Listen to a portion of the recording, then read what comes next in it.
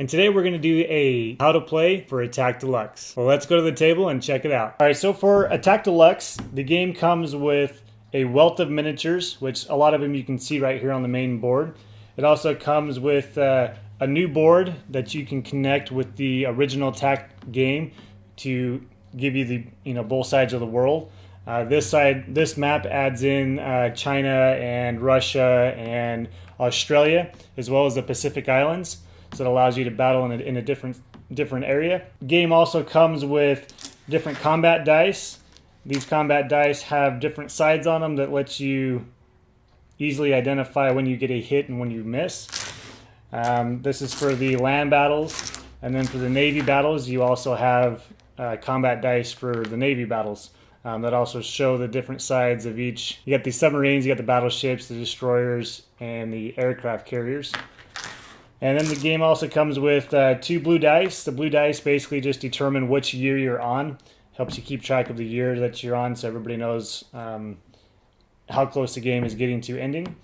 And then the game also comes with a wealth of cards. You got different resource cards, technologies basically. You got minerals, rail transport, factories, oil, and population. We'll go over what each of those do later on. We also get action cards. Action cards provide you with different special abilities that you can use. Each of them is used during a specific type of action that you take. So if you do the transport action, you could play this action card and then gain the special bonus for it. Likewise, this one is during the build action, you can gain 2 infantry. So that's what the action cards there are for. You also have different oil shares. These are different certificates, the oil certificates you can use to burn to be able to do more actions later on. And then you also start with 3 production certificates, which is basically your money or currency for the game. You also, during the game, you'll start out, for setup, you choose which type of government you want to have. You can do democracy, fascism, monarchy, or communism. So for this setup, we're going to play as the democracy. There's really no special benefits other than you do start out with a different type of technology depending on the government you select. So we get to start with 1 oil tech for being democracy. And so we have this card starting there. We also take markers that are spring, summer, autumn, and winter. These are your action markers, and when you take an action, you'll put it on there to identify that you've already taken that action. And then we have a wealth of miniatures of all the different types. For the different figures, you notice that some of them are bigger than the others. The big figures are represented as 5 units, while the small figure represents 1 unit. So this would be 5 tanks, this would be 1 tank.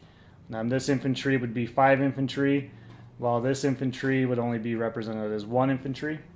Same with the artillery, you got 5 there and a 1 there. And the airplanes, you got 5 there and a 1 there. Some of them kind of hard to tell the difference in size, but you'll get used to it as you go along. All right, so the object of the game is you're going to determine how many rounds you want to play, or how many years, and that's going to determine how long the game goes. You can do the short game, which is 6 years, the medium game, which is 9 years, or you can do the complete total war, which is 12 years. 6 years is what we're going to start out with. The 6-year game, basically each time it's the first player's turn for a new year, they're going to take the blue dice and turn it to the current year.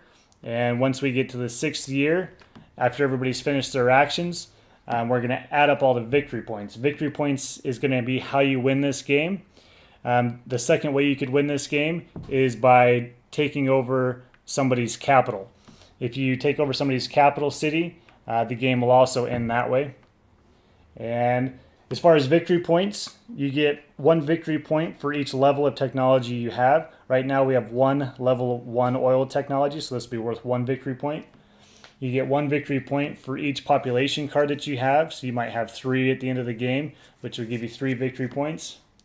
You're also going to get 1 victory point for each territory that you control, that you have a figure in. So right now we would have 1, 2, 3, plus 1 for our capital. We'd have 4. And you also, any any sea territories that you control with your navy, you'll also get victory points for that. And so at the end of the 6 years, we'll add up all the victory points, and whoever has the most is going to win the game. For the setup, we've also selected our home region. Red has chosen China as their home region. They placed their capital and one oil marker down. You're able to separate the starting units that you get between your capital and 2 adjacent regions. The adjacent regions are either right next to your land, or it can be considered adjacent if it's connected by a sea lane, which is these gray lines, or it's considered adjacent if there's a anchor symbol in the sea zone that you're in. So for instance, this area is considered adjacent to here because of this anchored sea zone. And so both colors have selected their home territories. Your navy starts on your coastline. It's actually not in the ocean yet, so it doesn't actually occupy any zone. Right now it's basically anchored in at your coastline. Okay, so for the game, we're going to jump into the different actions you can do on your turn. And once we explain each of the actions, that'll kind of help show you what you're going to be doing in the game. Player board that you have identifies all the actions that you can take. There's transport, blitz, research, move, navigate, build, and negotiate. And then at the end of the round, you could do a burn action. It's a possibility, which we'll go over that later. Okay, so we're going to start out with the move action. We're going to go over the move, the navigate, and the blitz action. These actions are all fairly similar with minor differences. So we're going to talk about the move action first. The move action is the basic way to move your units around the map. If it was the spring, which is our first turn, then we would choose the move action and take the move action. The move action, you can take any of your units and move them to any adjacent region. And an adjacent region for movement is considered next to the current land that they're in, or if it's connected by an anchored sea zone. So we might be able to go and we could take as many of our units from this territory and move over to this adjacent one. You always have to leave at least one unit behind to maintain control of that territory. You can never abandon it for your land movement. And then we might move these guys up to here. Okay, and then this region is anchored. This is all part of the Coral Sea Zone. So we could actually move these guys down into here to attack. However, that probably wouldn't be a good idea because there's way more guys down here. We can't move over here because it's not connected. So these guys, we actually aren't going to move. The move action also allows you to disembark. The disembarking, if you have a guy that has embarked onto one of your ships and you want to get him off of that ship, this is how you do it, is by doing the move action. You can also disembark from a ship into an adjacent region. So if I had this guy on my destroyer, I could disembark and bring him back into my territory that I wanted him in. And so that's the move action. Once you've done all the movement, then you would resolve any battles that you've now started. You start a battle if you end your movement in an area with an unclaimed token, or if you end your movement in an enemy-occupied territory, you'll have to resolve those battles. All right, for the battles, in this case, where you're fighting in a territory that's not really a player-controlled territory, basically whatever year it is, so we'll say it was year 4, you would take 4 dice, and you would roll them, and this is going to determine the enemy that you're going to fight. So if you roll them, we're actually going to fight 1 airplane, 1 and 2 tanks. This other one was a blank. So we would take 2 tanks and 1 airplane to represent the army that we're fighting. Then we would take our guys and pull them off to the side here, and we'll set up for the battle. I might flip the token up so you know which territory you're resolving. When you first start a battle, you have to select 4 troops that you want to be in your initial opening fight. So we might go with 2 artillery and 2 infantry as part of our initial battle line. The rest are put back into your reserve and will come out in a future turn. Because the enemy only has 3 units, all 3 of them will be part of his battle line. The defender would be able to get the first attack. However, because we are attacking with artillery, our artillery are going to get a free attack on them. So for each artillery that we have, we're going to roll 1 dice for each one. And basically all you're doing is looking for a matching symbol. So we're looking for artillery symbols. Unfortunately, we didn't get any, so our artillery shot missed. So now our defenders are going to do their first initial attack. They're going to roll 1 dice for each unit. So they'll have 3 of them. And they're going to do the same thing. They're looking for matching symbols. So the artillery misses because they don't have any artillery. Infantry misses because they don't have any infantry. However, they do have 1 tank, so they are going to hit 1 time.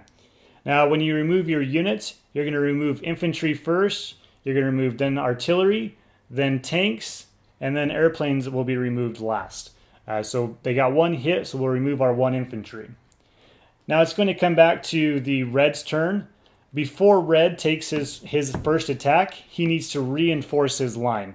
When he reinforces, he's going to reinforce 1 more than what the initial rank was. So remember, we started out with a rank of 4. Now we're going to reinforce it to a rank of 5. So we need to bring units in that bolster this up to a total of 5 people. Now that we got our 5 units in place, we'll roll 1 dice for each one. And let's see, the airplanes are going to miss. We got a blank that misses. And we rolled 1 tank, which matches our tank unit. So we get 1 hit. Remember, we destroyed tanks before airplanes, so the enemy will remove 1 tank. That's the end of our attack, so it's going to go back to the defender. He's going to reinforce up to 5 as well. However, he doesn't have any reinforcements, so he's stuck with the 2 units that he has. So he'll roll for his 2 units, and he gets 1 hit for that tank. And this is a miss, so we destroy 1 infantry. We then come back to our turn. We have to reinforce now up to 6. So we'll bring both of our guys in, which gives us a total of 6 units. And we'll roll 1 dice for each unit. And look for matching symbols. So we got an infantry, we got an artillery, and the rest are misses. We got 2 blanks and 2 airplanes, which don't hit. So we hit twice, and we'll remove the tank first, and then the airplane. So we have won this battle. So we'll take all of our remaining units and place them back into the territory we just moved into. We'll then take the token that was there and put it onto our player board. And basically this just helps us identify that we now control 4 territories. It's a quick way to see how many territories everybody controls. So that's the move action. So after we've done our move action, it would then go to the next player's turn, and they would take one of their actions. After everybody's taken their first action, it'll come back to us. We'll take our summer token, and now we'll do a summer action. So we're going to do the navigate action. The navigate action allows you to move all of your Navy units up to 1 space. Right now, our Navy is docked up at the coastline. So for our 1 movement, it's basically just going to be moving them off of our coastline into a sea zone. The sea zones are broken up with these giant red borders. So this sea zone occupies all the way down to here and comes over to this border. And then we got the border right here. So this whole area right here is 1 sea zone. So by moving our Navy out here, we essentially occupy this whole zone with our Navy. We control that area. If somebody wants to control it, they'd have to come and fight us for it. When you do the Navy action, you can also embark. Embark allows you to take units that you have on your coastline and move them into the ships that you have that are adjacent to that coastline. So you can move as many as you want in there.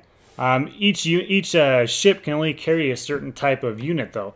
Battleships can carry 1 infantry each. Submarines cannot carry anything. Battleships can carry either 1 infantry, 1 artillery, or 1 tank unit. Destroyers can also carry 1 artillery unit. And then aircraft carriers, they can carry 1 airplane with them. So if you had an airplane, you could embark your airplane if it was on the coastline, and it could ride around on the aircraft carrier. If your ships were ever destroyed, the units that they're carrying would also be destroyed, so you got to be careful about that. That's moving. If the Navy had started in this sea zone, then for our movement, we could essentially just move them up to a different sea zone. It's maybe we could send these guys up there, and we could send these guys over to this sea zone. See, these guys occupy this sea zone. Now we occupy this sea zone. So we've expanded our points essentially, because now we have 1 point for this one, 1 point for that, and 1 point for that if we were to end the game right now. Expanding your Navy allows you to control the movement of other people, and we'll go over that here in a little bit. After you've taken the navigate action, if you've moved any of your Navy into an enemy region, then likewise you're going to have to resolve a Navy battle. So because we moved our 3 red units up here into this blue territory, we're now going to have to fight these guys. The fighting is similar to the land combat. Everybody chooses 4 units that they want to start in their starting line. Because everybody has less than 4, all the units will start in the battle. Defenders get the first attack. If I had a submarine in this battle, then I would be able to attack first with that submarine. But since I don't, the defender gets to attack first. They get 1 dice for each one. So the defender will roll 2 dice. You roll the Navy dice. And the same thing, you're just looking for matching symbols. So he rolled a destroyer that matches his destroyer. The submarine misses. So he's going to destroy 1 ship. As far as the order of ships, you destroy submarines first, then destroyers, then battleships, then aircraft carriers. So we would lose 1 destroyer. It comes to our turn. We would reinforce the line to 5. However, we have no reinforcements. So we're just going to roll 2 dice, 1 for each ship. However, the aircraft carrier is unique that it also comes with an airplane that protects it. So we get to take 1 red dice that represents that airplane with the aircraft carrier. We'll roll all 3 of our dice and look for matching symbols. Our airplane misses. We match our destroyer and we match our aircraft carrier. So we get 2 hits. We destroy the destroyer first, and then we would destroy the battleship, and we would win that Navy conflict. So now we would now control this region. And that's how you resolve a Navy battle. After you've done your navigate action and resolved any wars, play would then go to the next player. They would take their action and it would go all the way around. When it comes back to our turn, we would take our autumn action and we would choose another action to take.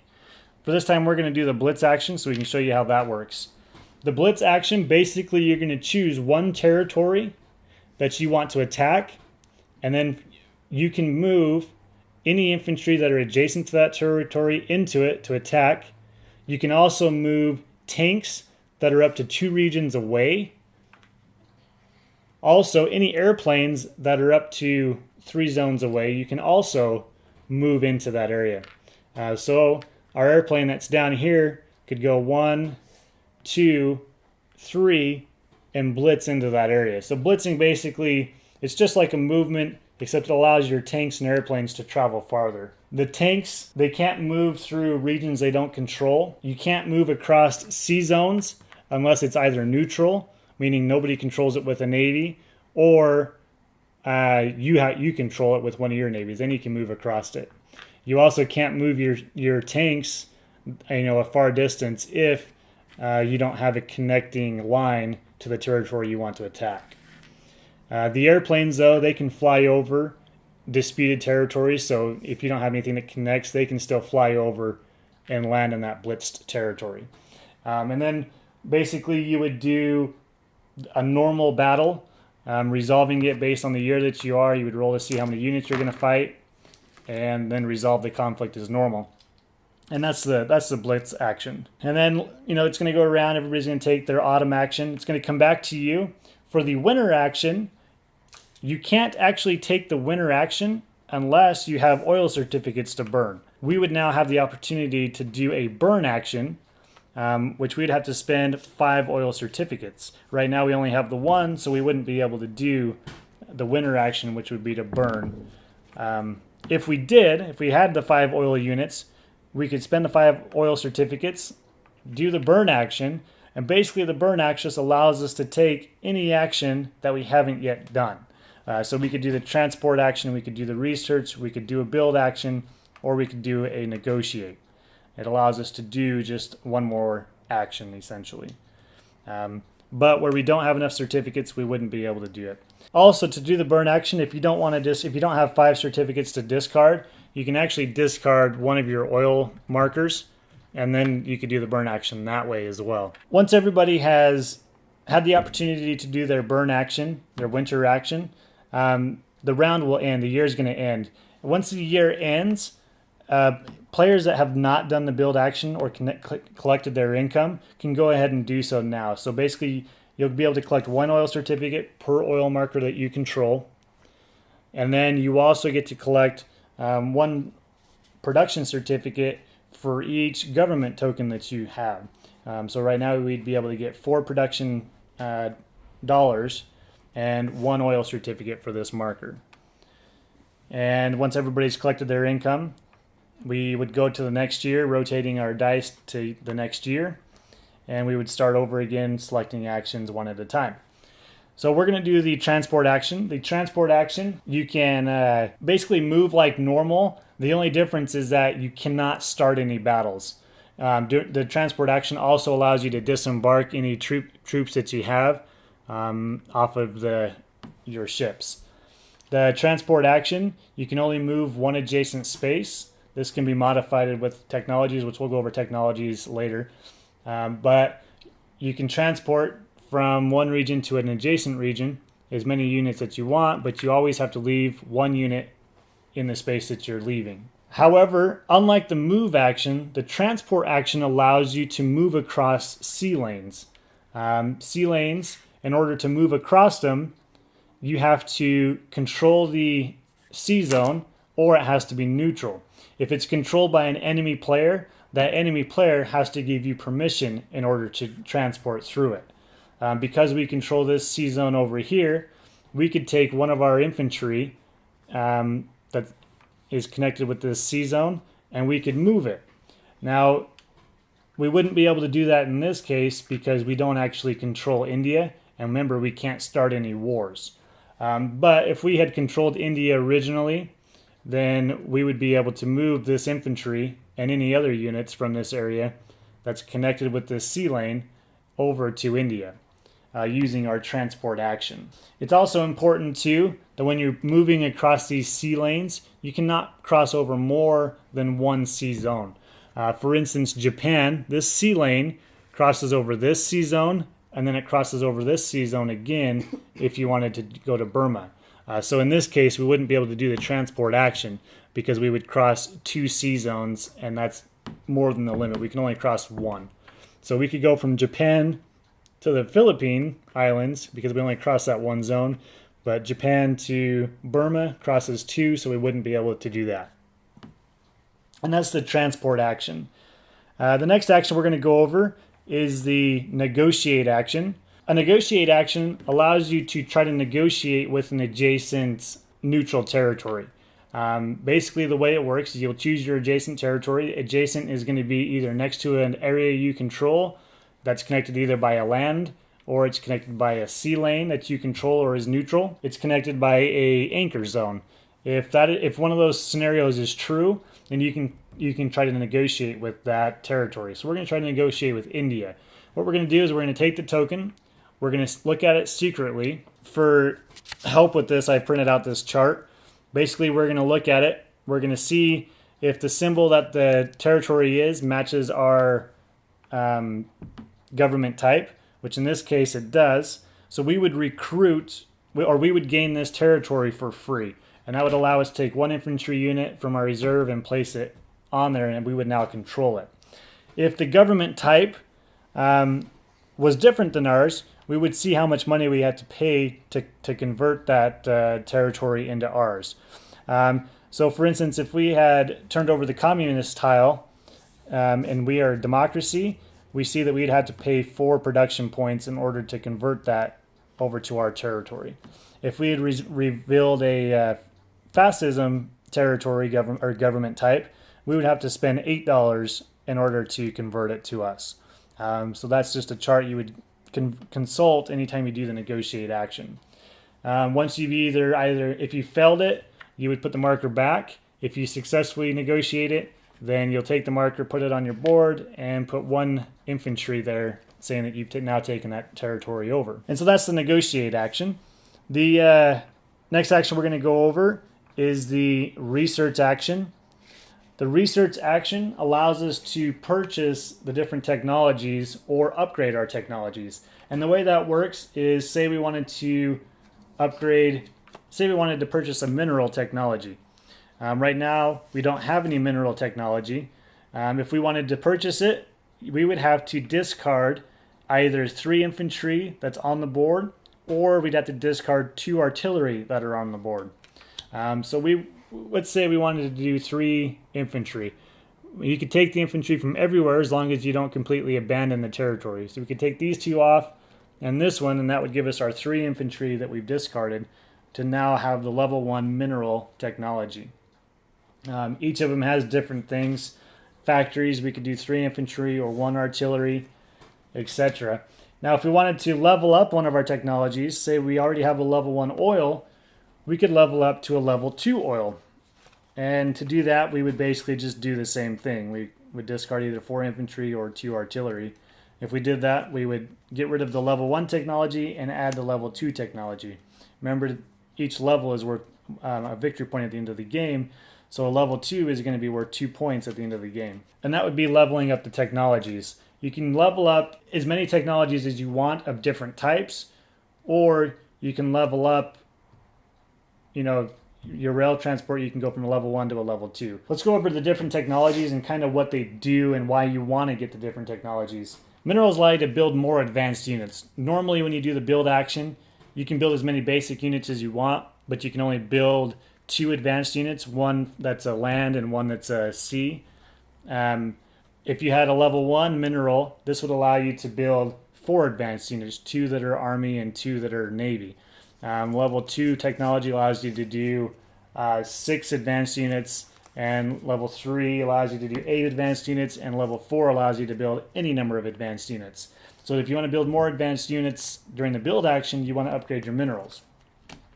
The transport action allows you to move farther. Instead of just moving 1 adjacent space, if you have a level 1, you can move 2 adjacent spaces.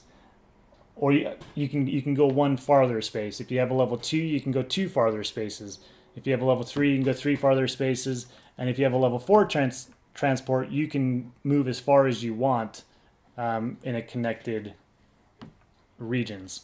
So that's transport allows you to move your army around the world faster. The factories allow you to produce your units farther away from your capital.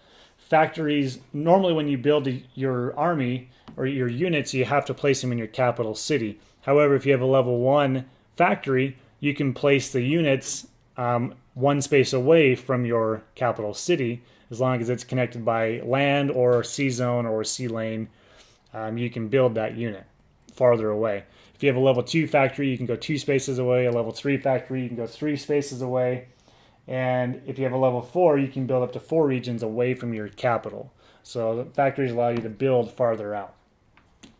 Oil technology, basically, each time you upgrade your oil technology, you're going to get another oil marker, and you can place that on any one of your territories that you control, which will give you more oil certificates during the build action. The population is going to be worth 1 victory point at the end of the game, and population also, anytime you collect money during the build action, you'll count not only the government tokens, you'll count each population card that you have, and that'll give you extra income. So if we had 4 population, we'd collect an additional 4 income on top of the 5 that we would normally get. So population allows you to collect more money. And that's the different technologies and why you would want to upgrade to those technologies. The last action that we can go over is the build action. And the build action is going to be how you expand your army. It's going to be how you get more dudes onto the map. The build action, the first thing you're going to do is collect all your income. You're going to collect your income for 1 for each government token that you have, which is 5, plus any population. You'll add that up and collect that amount of money. Then we're going to collect the oil. We have 1 oil on the board, so we would collect 1 oil certificate. Then we would be able to build our units. Each unit is a certain cost, and it's best to print out a sheet that shows everybody the cost of all of it. Otherwise, you'll have to consult the book every time. But basically, infantry are going to cost you one production point. Artillery are going to cost you 2 production point. Tanks are going to cost 2. Planes are 3. And then destroyers are 2. Subs are 3. Battleships are 3. And carriers are 4. If you notice, they're labeled as basic or advanced. You can build as many basic units as you want, but you can only build advanced units equal to your mineral technology level. We can build 2 advanced units, one that's a land unit and one that's a navy unit. So we could build either 1 tank or 1 airplane. Then we could also build either 1 submarine, 1 battleship, or 1 carrier. And then that would be all we'd be able to build as far as advanced units, but we could build as many basic infantry, artillery, or destroyers that we want. Once we have chosen all the units that we want to build, we'll spend out the money that is required for that and then place them onto our capital city. Remember, if you have factories, you can place them farther out, but where we don't, say we purchased our 2 infantry and an artillery, we would have to place those new units on our capital city. And that would be the end of the build action, and play would go on to the next player. Now, before we end, that's the basic idea of how all the actions work that you'll be taking and how a turn works. But before we end, I want to go over the action cards again. The way you gain action cards is you don't start with any, but every time you successfully do a negotiate action, you'll gain an action card. And anytime that you purchase a population card, you will also gain an action card. These action cards we're going to take a little bit of a closer look at. Each action card has an ability that will be activated when you play it, a secondary ability that'll be activated if your government type matches this government type, and then it also tells you which action that this action card can be played during. So if we took the negotiate action, we could play this action card because it tells us we can. And if we had the fascism technology, we could, instead of doing the basic action, we could do the secondary action, which would be pay 3 fewer production points to convert a neutral region. However, because we're democracy and we don't match the fascism symbol, we would have to do this top bonus, which is only 2 fewer production points to convert a neutral region. And each action card has that same sort of setup on it, and during the build action, and it has the symbol down there, and you get the bigger bonus if your symbol matches, if your government matches that type. And so that's the action cards and how you get them. Also, for the action cards, you have a limit of 5 that you can have in hand.